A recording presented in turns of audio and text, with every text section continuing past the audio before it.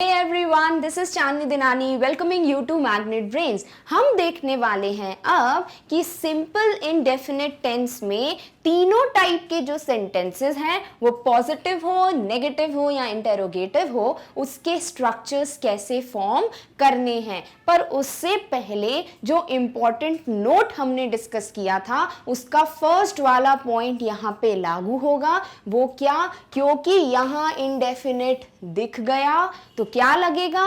Verb का first form हम आंख बंद करके लगा देंगे बिना कुछ सोचे समझे कि यहाँ लगने वाला है या नहीं। हमेशा इंडेफिनिट टेंस प्रेजेंट हो या फ्यूचर हो उसमें वर्ब का फर्स्ट फॉर्म जरूर लग जाएगा। तो चलिए देखते हैं कि स्ट्रक्चर हम कैसे फॉर्म करेंगे ऑफ अ पॉजिटिव सेंटेंस। यानी जिस सेंटेंस में ना तो नॉट का यूज होगा और ना ही क्वेश्चन मार्क का यूज होगा।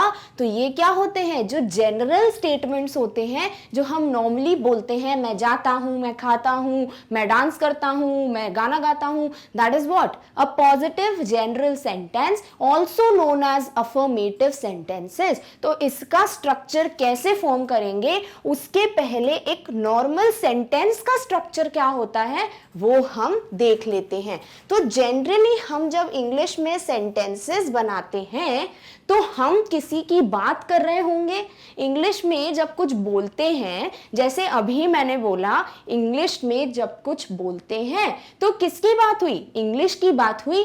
यानी हम कोई भी सेंटेंस बोले उसमें किसी ना किसी चीज की हम बात जरूर कर रहे होते हैं। तो हम जिसके बारे में सेंटेंस में बात करते हैं वो हो जाता है सब्जेक्ट ऑफ द सेंटेंस, जिसे हम स्ट्रक्चर बनाते वक्त एस से डिनोट कर देते हैं। यानी किसी भी सेंटेंस में जब हम किसी के बारे में बात कर रहे हैं that is the subject of the sentence. वो हमारे सेंटेंस वाक्य का केंद्र होता है, सेंटर होता है। यानी हम इसके ऊपर ही चर्चा करेंगे। तो ये क्या हुआ? Subject of the sentence. तो ये हो गया first part of our statement. Next क्या होगा? हम कुछ बात कर रहे होंगे तो जो हमारी बात है, जिसके बारे में बात की वो तो सब्जेक्ट हो गया, पर जो बात करते हैं हम that is what object of the sentence, जिसे हम ओ से डिनोट कर देते हैं। जैसे मैं बोलूं कि I am your English teacher. अब इसमें बात किसकी हो रही है? मेरी। मैं अपने बारे में बता रही हूं। तो आई जो है यानी जो मैं हूं दैट इज द सेंटेंस का सब्जेक्ट। ये क्या हो गया? सब्जेक्ट। और मेरे बारे में बात क्या हो रही है कि मैं क्या हूं? एक इंग्लिश टीचर। तो ये जो बात हुई कि मैं आप लोगों की इंग्लिश टीचर हूं वो हो गया ऑब्जेक्ट। यानी ये बात हो रही है। जैसे मैं बोलूं आई डांस, जैसे मैं डांस करना पसंद करती हूं तो I would right I dance. तो इसमें बात हो रही है मेरी, तो दिस इज द सब्जेक्ट। और मेरे बारे में क्या बात हो रही है कि मैं डांस करती हूं। तो जो बात हुई दैट इज द डांस, वो हो गया ऑब्जेक्ट ऑफ द सेंटेंस। तो हर सेंटेंस में सब्जेक्ट और ऑब्जेक्ट तो जरूर ही होगा। अब तीसरा जो पार्ट होता है एक सेंटेंस का वो हो भी सकता है सेंटेंसेस में, नहीं भी हो सकता है। तो वो क्या होता है कि काम क्या हो रहा है, यानी the verb of the sentence. For example मैंने लिखा आई लाइक स्वीट्स। मुझे क्या पसंद है? मीठा पसंद है। तो बात किसकी हुई? मेरी। तो आई क्या हुआ? सब्जेक्ट। क्या पसंद है मुझे? एग्जैक्टली किस बारे में चर्चा कर रहे हैं? स्वीट्स के बारे में। तो स्वीट्स हो गया ऑब्जेक्ट। और वो स्वीट्स और मेरे बीच में लिंक क्या हो रहा है कि मुझे मीठा पसंद है। तो पसंद क्या हुआ, एक वर्ब हुआ, तो this is the verb of the sentence, जिसे हम वी से डिनोट कर देते हैं। यानी सब्जेक्ट, वर्ब और जो ऑब्जेक्ट हैं वो हमें हर स्ट्रक्चर में देखने को मिल जाएंगे। और जो चौथी चीज है जिसे हम पढ़ चुके हैं वो है हमारे हेल्पिंग वर्ब्स।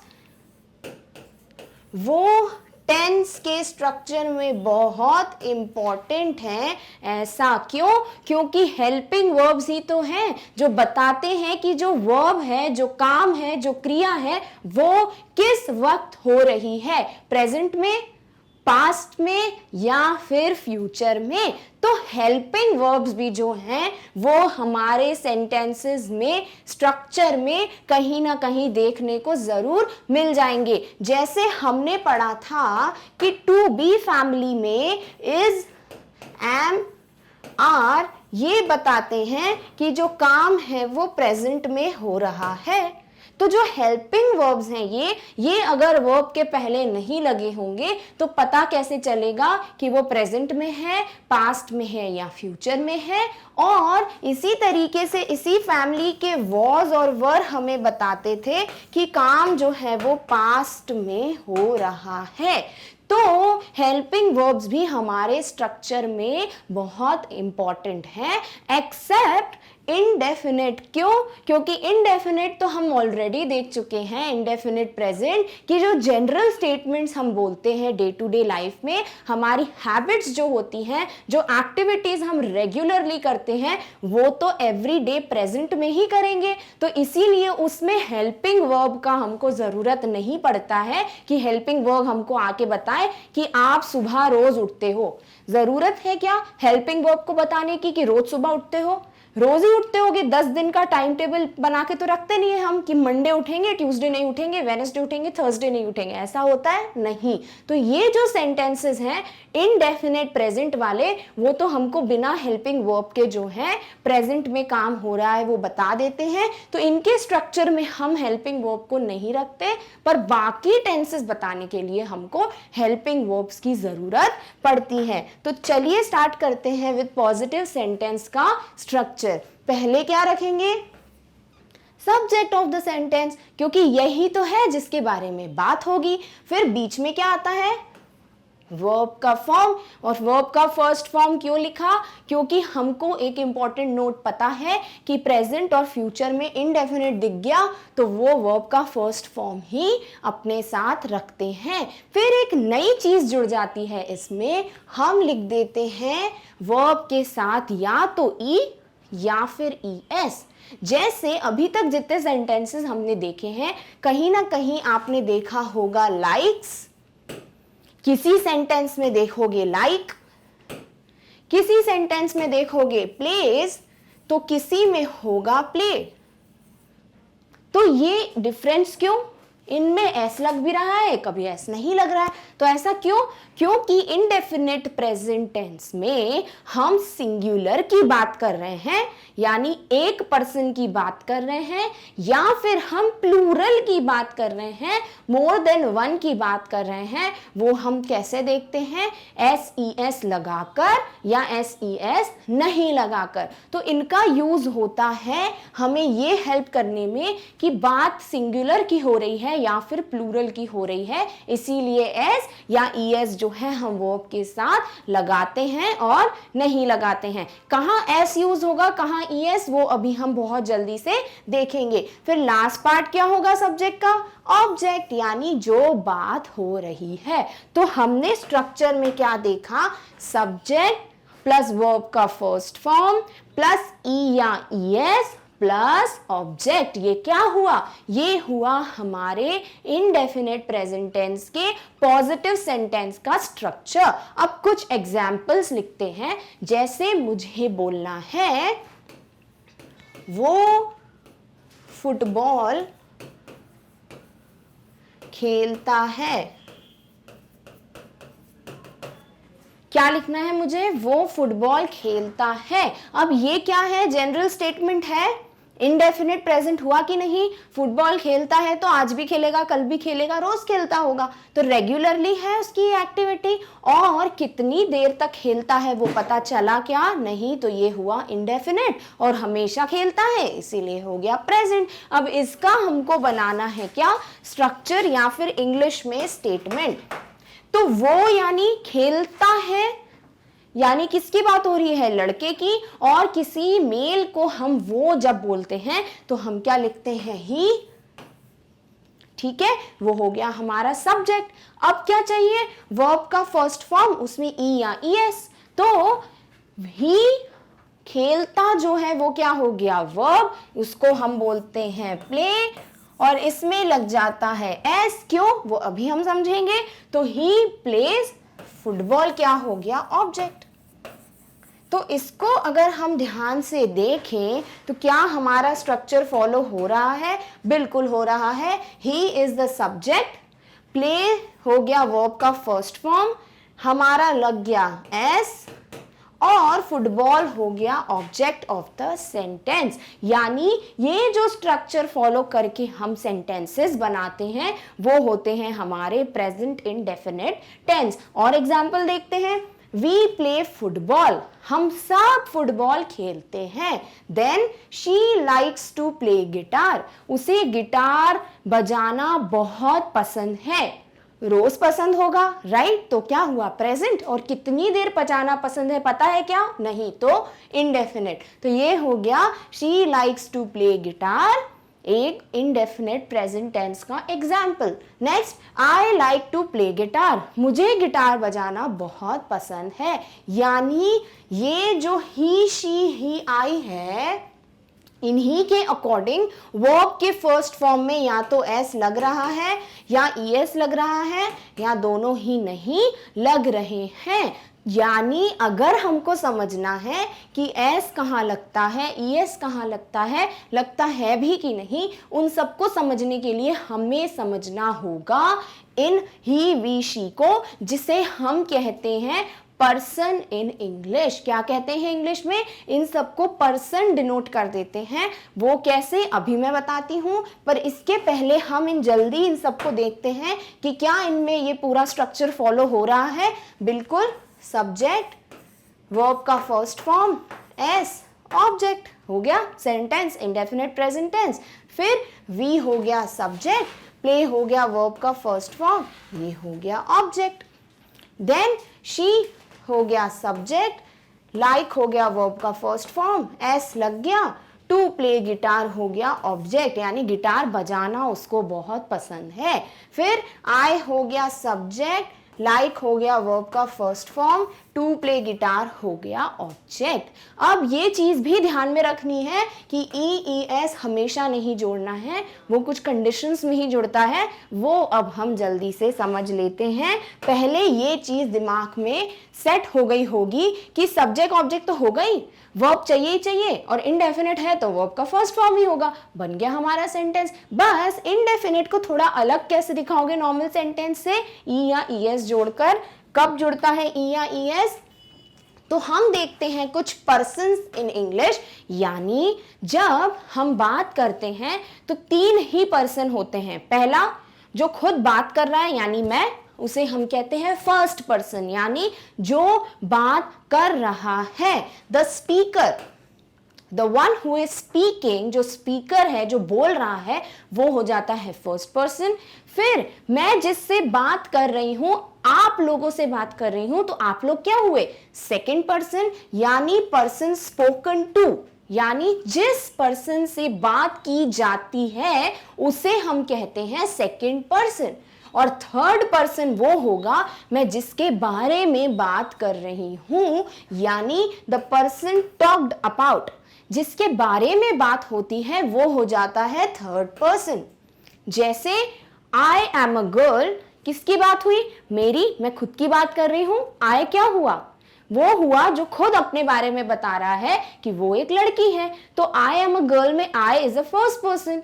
फिर मैं बोलूं यू आर अ गर्ल, तो आप एक लड़की हो, तो मैंने आपको बोला, आप सुन रहे हो ना, तो आपसे बात हो रही है, तो आप क्या हुए, यू क्या हुआ, सेकंड पर्सन, और मैं आपस में बात करते हुए बता रही हूं शी इज अ गर्ल, वो जो है वो एक लड़की है। तो मैं बात कर रही हूं फर्स्ट पर्सन, आपसे कर रही हूं सेकंड पर्सन। किसकी बात हो रही थी सेंटेंस में, शी की, उसकी, तो वो हो गई थर्ड पर्सन। तो ये होते हैं first person, second person, third person of a sentence, जिन्हें हम फर्स्ट पर्सन को लिखते हैं आई। जब एक इंसान खुद की बात कर रहा होता है उसको हम लिख देते हैं आई, क्यों, वो होता है सिंगुलर। आई मतलब सिंगुलर, रटने की जरूरत ही नहीं है, वो तो क्लियर है सबको। फिर हमें अपने बहुत सारे लोगों की बात करनी है। यहां पे इमेजिन कर लीजिए 3-4 और मेरे साथ लोग खड़े हुए हैं, हम बोल रहे हैं वी आर अ टीम, हम एक टीम हैं। तो वी यानी हम सब अपने बारे में बात कर रहे हैं ना, कोई किसी और की बात कर रहा है क्या, नहीं, तो हम सब अपनी बात कर रहे हैं। तो वी क्या हुआ, बहुत सारे लोग जब खुद की बात कर रहे हैं तो फर्स्ट पर्सन पर प्लूरल में, यानी जब एक से ज्यादा अपनी बात कर रहे हो। फिर यू जो हो जाता है वो होता है हमारा सेकंड पर्सन। जनरली ये हम सबको पता है, जब आप अपने ब्रदर सिस्टर को बोलना चाहते हो कि इधर आओ, तो कैसे बोलोगे, यू कम हेयर। अगर आप पूरे 10 लोगों को बोलना चाहते हो इधर आइए, फिर से क्या बोलोगे, यू ऑल कम हेयर। तो यू जो है वो सेकंड पर्सन में सिंगुलर से हम डिस्कस कर रहे हो या हम प्लूरल को बोल रहे हो, दोनों में हम यू ही बोलते हैं। तो यू जो है वो सेकंड पर्सन है, पर सिंगुलर में भी और प्लूरल में भी। और थर्ड पर्सन यानी हम जब किसी और की बात कर रहे होते हैं, वो एक लड़का हो तो हम बोल देते हैं ही, वो एक लड़की हो तो बोल देते हैं शी, और वो कोई चीज हो, कोई थिंग हो जो ना लड़का है ना लड़की, हमें उसका जेंडर नहीं पता। फॉर एग्जाम्पल मैं लिखूं आइज यानी बर्फ, तो बर्फ लड़का है या लड़की कुछ पता है, नहीं पता, तो हम उसको क्या बोलते हैं, इट। तो ये जो होते हैं ये हो जाते हैं थर्ड पर्सन में, जब हम किसी एक की बात कर रहे हो। एक लड़के का बोलूंगी तो ही इज अ बॉय, एक लड़की का शी इज अ गर्ल, एक आइस का बोल रही हूं, एक आइस क्यूब, एक बर्फ के टुकड़े का तो it is a ice cube. तो क्या हुआ, सिंगुलर में थर्ड पर्सन को हम ही शी इट ही बोलते हैं, और इनको प्लूरल में क्या बोल देते हैं, हम बोल देते हैं they are boys, they are girls, they are the ice cubes. Ice cubes के लिए तो हम दे नहीं यूज कर सकते क्योंकि जेंडर नहीं पता, पर हम यहां पर अगर बहुत सारे लोगों की बात कर रहे हैं जो लड़के हैं या लड़की, तो हम क्या बोल रहे हैं, they are boys, they are girls, they are going, they are eating. तो जब हम बहुत सारे लोगों की बात करते हैं तो वो क्या हुआ, थर्ड पर्सन, उसकी बात कर रहे हैं, और प्लूरल है तो दे। तो ये होते हैं first person, second person, third person. अब इनमें से किसमें ई और एस या ई एस लग जाता है, वो होते हैं हमारे ही शी इट। यानी अगर इनडेफिनिट प्रेजेंट टेंस में ही लिखा हो, शी लिखा हो, इट लिखा हो, तो वर्ब के फर्स्ट फॉर्म के साथ या तो एस जुड़ जाता है या फिर ई एस जुड़ जाता है। तो ये हमें पता होना चाहिए था first person, second person, third person क्या है, तो वो हमने देख लिया, जनरल नॉलेज बढ़ गई हमारी और हमें क्लियर हो गया ये ही शी इट कहां से आ गए। और हमारा मेन मुद्दा था कि ई और ये एस और ई एस हम कहां कहां यूज करते हैं, तो वो यूज होता है वर्ब के फर्स्ट फॉर्म के साथ, जब ही, शी या इट जो है सेंटेंस में सब्जेक्ट का काम कर रहे हो। अब है कि कौन से ऐसे वर्ड्स हैं जिनमें हम एस लगाएंगे और कौन से ऐसे वर्ड्स हैं जहां पे हम ई एस लगाएंगे। तो वो हम लगाएंगे कुछ स्पेशल वर्ड्स के साथ, जो कुछ स्पेशल वर्ड्स के साथ एंड होते हैं। पर उसके पहले कुछ एग्जाम्पल्स देखते हैं ताकि हमको दिखे कि अलग अलग वर्ड्स के साथ कहीं एस लग रहा है, कहीं ई एस लग रहा है। तो हमें ये तो पता चल गया कि ही, शी, इट हो या कोई तीसरा पर्सन हो। जैसे मैं बोल दूं राहुल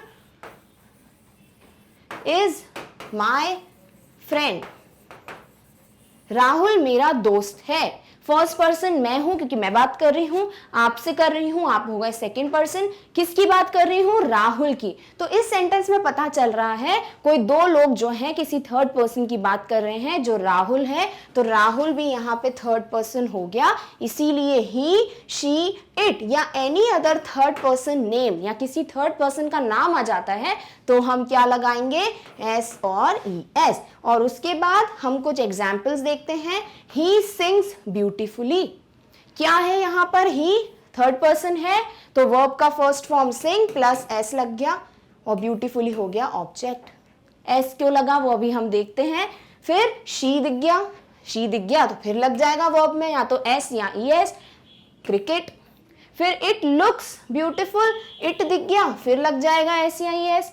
फिर Rahul goes to school, Rahul school जाता है किसके साथ? मेरे साथ। तो राहुल मेरे साथ स्कूल जाता है तो मैं जो हूं बात कर रही हूं तो मी तो हो गया फर्स्ट पर्सन, पर किसकी बात हो रही है? थर्ड पर्सन की, राहुल की। तो राहुल आ गया, थर्ड पर्सन आ गया, तो फिर से या तो एस या ई एस लग जाएगा। तो यहां पे हो गया गो प्लस ई एस, वर्ब का फर्स्ट फॉर्म गो प्लस ई एस।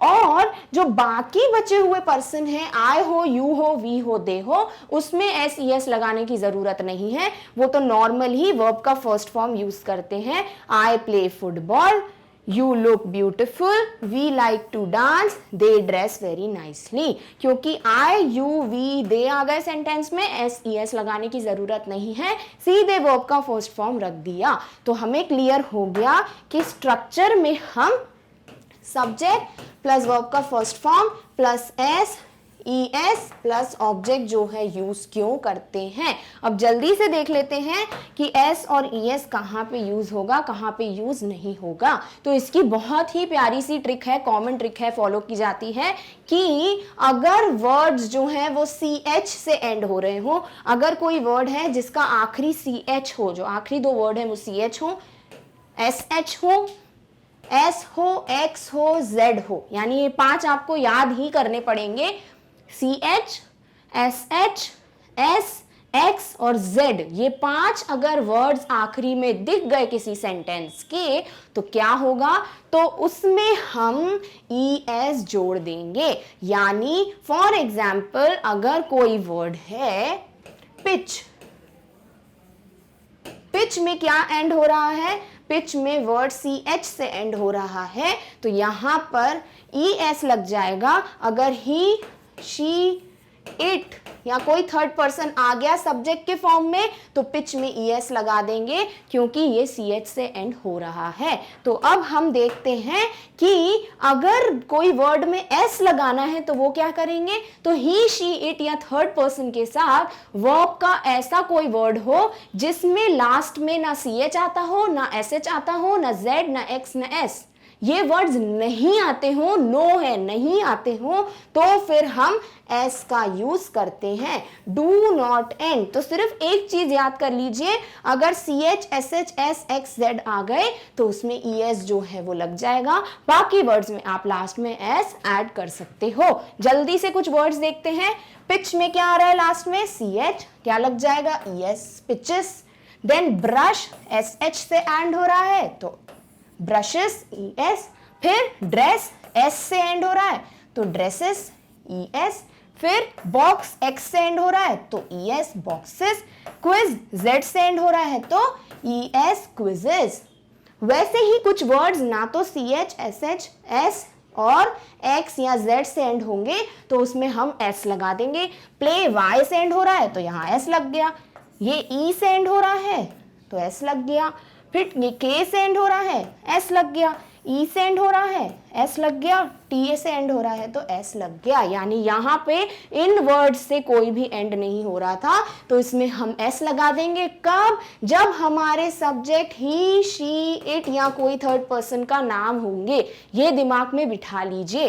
अब हमें क्लियर हो गया कि इनडेफिनिट प्रेजेंट टेंस में पॉजिटिव सेंटेंस कैसे बनाते हैं। तो अब हम बहुत इजीली नेगेटिव सेंटेंस भी समझ जाएंगे। नेगेटिव में नॉट आ जाता है, N for negative, N for not, बस। बाकी पूरा वैसा का वैसा। क्या? सब्जेक्ट प्लस लग जाएगा डू या डज, नॉट प्लस वर्ब का फर्स्ट फॉर्म प्लस ऑब्जेक्ट। ऐसा क्यों? तो हमने जब टू डू की फैमिली पढ़ी थी तो वहां पढ़ा था हमने कि डू और डज जो है वो इनडेफिनेट की बात करते हैं, तो इसीलिए इनडेफिनेट के हेल्पिंग वर्ब जो है वो डू और डज। डू कब यूज होगा? प्लूरल में। डज कब यूज होगा? सिंगुलर में। वो हम ऑलरेडी देख चुके हैं। और बाकी पूरा का पूरा जो है स्ट्रक्चर सेम है। नॉट तो लग ही जाएगा क्योंकि नेगेटिव सेंटेंस है। तो जल्दी से बना लेते हैं नेगेटिव सेंटेंस। ही प्ले फुटबॉल जो है हमारा सेंटेंस था, तो इसको हमें नेगेटिव में चेंज करने के लिए क्या करना है? डायरेक्ट देखना है सब्जेक्ट क्या है, वर्ब क्या है और ऑब्जेक्ट क्या है। तो ये रहा सब्जेक्ट, वर्ब, ऑब्जेक्ट। तो ये तो ऐसे ही रहेंगे, सब्जेक्ट वर्ब का फर्स्ट फॉर्म ऑब्जेक्ट। अब इसमें हमको क्या देखना है? डू लगेगा कि डज लगेगा। तो ही क्या है? ही है सिंगुलर, तो इसमें क्या लगता है? डज। तो he does not play football, वो फुटबॉल नहीं खेलता। वैसे ही वी क्या है? प्लूरल, प्लूरल के साथ लगता है डू और नॉट तो लगेगा ही लगेगा नेगेटिव में, तो we do not play football. फिर शी क्या है? सिंगुलर, सिंगुलर के साथ हमेशा डज लगता है, तो she does not like to play guitar. और लास्ट है आई जो है वो है सिंगुलर पर वो डज को फॉलो नहीं करता है, तो यहां आ जाएगा I do not like to play guitar. ये सेंटेंस मैंने इसीलिए डज लिखा है क्योंकि अब आपको कहीं भी आई दिख जाएगा आपके दिमाग में बैठेगा कि मैम ने डज को काट के यहाँ पे डू लिखा था। ये चीज बिल्कुल दिमाग में बिठा लो कि आई सिंगुलर है पर वो डज का यूज नहीं करता, यहीं पे आप सबसे ज्यादा गलती करते हो। तो अब दिमाग में बैठ जाएगा कि आई के साथ डू लगाना जरूरी है, तो I do not like to play guitar. तो क्लियर हो गया आपको कि नेगेटिव सेंटेंस कैसे। अब इंटेरोगेटिव यानी क्वेश्चन मार्क क्या करोगे? कुछ नहीं, जो हेल्पिंग वर्ब है उसको पहले लिखते हैं, फिर रखते हैं सब्जेक्ट को, फिर बाकी का पूरा जो हमारा सेंटेंस है वो।